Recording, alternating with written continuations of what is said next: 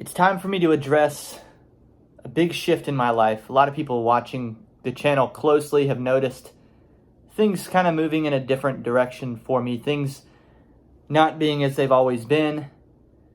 And I'm here to sort of explain. I'm opening a new chapter in my life. I'm turning a new leaf.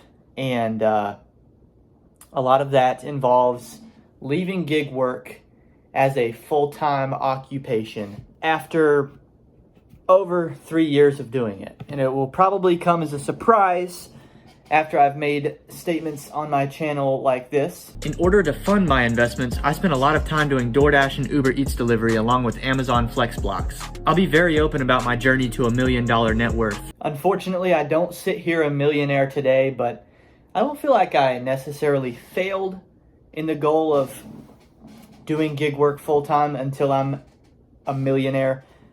We are on the way. We are on the way. Within the last 3 years being a full-time gig worker, we bought a second home, a second property.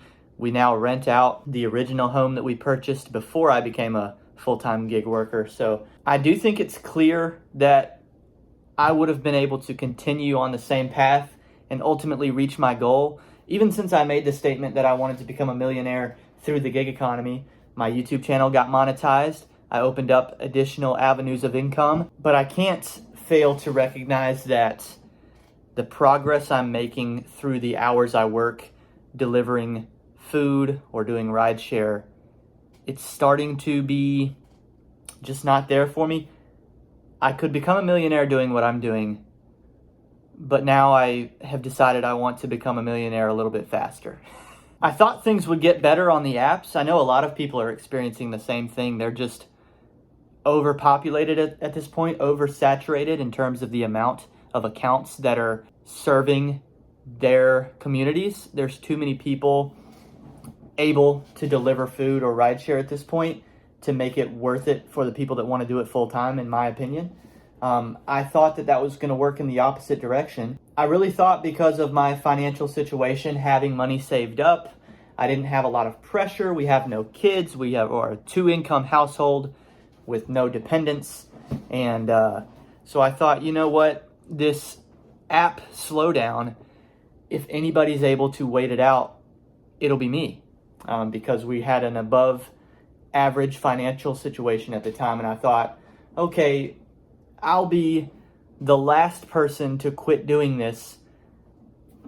I was wrong. I have to admit that I was wrong about that. It's worked in the opposite direction. Things have only slowed down even more. I believe it to be a combination of the fact that the economy it's not awful, but people are being very careful about how they spend resources, and they're being very careful about spending too much money on food delivery. I think people are tipping way less often now. This I blame the apps on in terms of structuring their delivery in a way that no longer rewards the customers who tip. Now, so many of you all delivering food are doing so without knowing whether there's a tip on the order or not, which means that the same service is being provided to everybody, no matter how much they pay.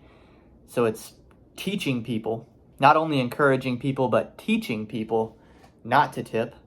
And the only reason you would tip at this point is out of the kindness of your heart, or because you know it's the right thing to do, but not because you're buying a certain service. You're no longer buying anything with your tip other than your own peace of mind, in my opinion, or however you want to look at it, your own knowing that you did the right thing. But a lot of people don't care. So you have a less than ideal economy putting less money in the pockets of people to tip. You have the apps teaching people not to tip anyway. And then you've got the fact that all of the apps at this point are oversaturated. Probably a year ago, I started downloading new apps, and people would tell me, hey, you're not on enough apps. You got to do these new catering apps and that'll fix your problem. And all of a sudden, it wasn't like it used to be where I would download an app and get straight on. Every single app had a wait list. Again, could I stay in the position that I'm at right now? I could, but I usually zig when other people would zag, okay? So I've got this rental income on our first property now that certainly would allow me to continue making a little less and plowing forward and doing what I've previously stated I want to do and be my own boss and set my own hours and all of the positives that came over the last several years as a full-time gig worker. I could. But I'm going to zig instead and try to increase my income, even though our passive income is at the best place that it's ever been. The good news is, if you watch all of my videos, you know that there's a casino opening up close to me. And they have a program, so a school of sorts, where they're teaching people to deal cards. And I've decided to enter that program. I start classes this week, Monday night. The claim is that by the time the casino is completely constructed, there will have been 2,000 new jobs in my area created. I'm going to be one of those.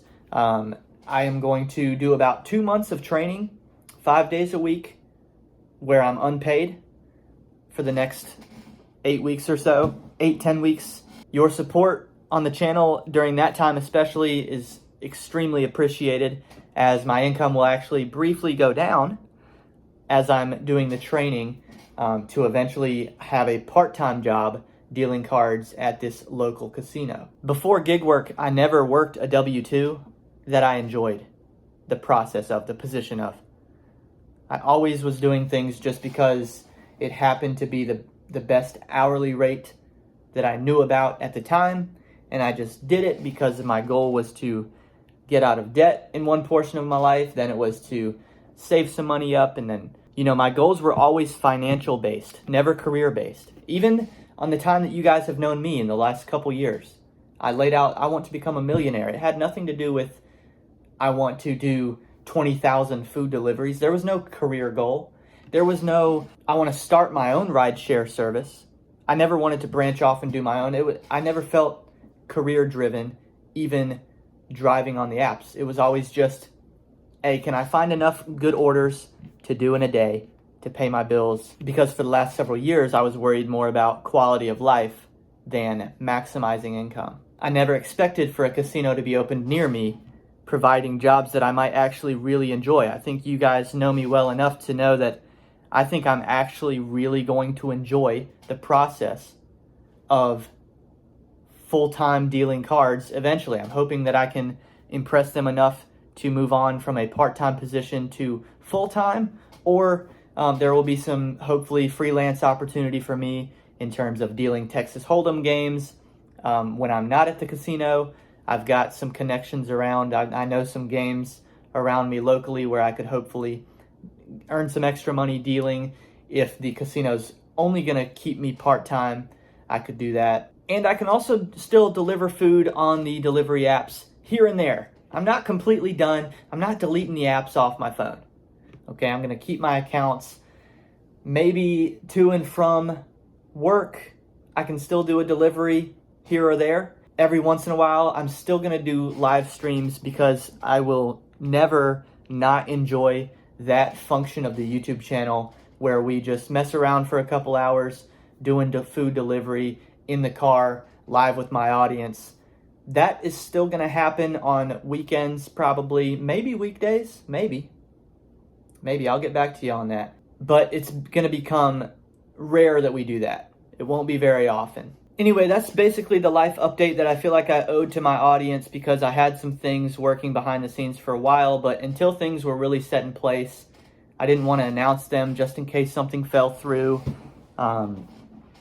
I do want to announce it to everybody, though, because I know there's lots of people that watch me because of gig content, and things are going to shift a little bit on the channel. I actually feel like I've been shifting things on the channel already, but they're going to shift even more, I would say. I will continue to be very open about my income and my finances. We'll continue the process of documenting the journey to millionaire status. That's going to still be something that happens. I will always try to come up with entertaining ideas surrounding Allison and my life and how we show it to you guys. And another reason why I've decided to leave gig work is because for a long time, one of the benefits of it, in my opinion, was the fact that I could produce content during my typical 40-hour work week, going live on YouTube or filming a video during the day, during the work day, was very possible as my own boss.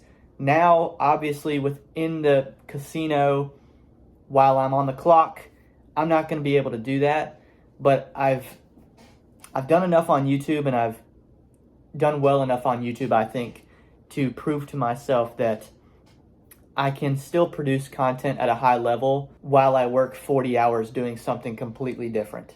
I've gotten good enough now that I think I'm capable of that. So my hope is that you don't move on from me or the channel. If anything, these additional resources that I'll earn once I've gone through the 2 months training may help the channel. I'd love to hear from you all how things are still progressing from you, what your mentality is about gig work in your life, if you'd ever consider going back to a W-2, and do you think I'm making a poor decision? What do you think about what I've discussed today? You all know I read every comment, and we can continue the conversation there until you hear from me next time on Welty.